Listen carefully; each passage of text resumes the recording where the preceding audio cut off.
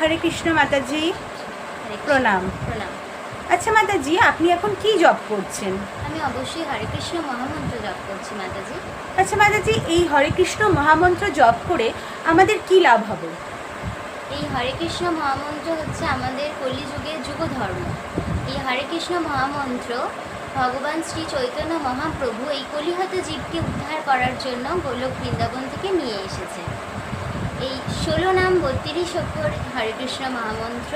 Hare Krishna Krishna Krishna Hare Hare, Hare Ram Ram Ram Hare Hare.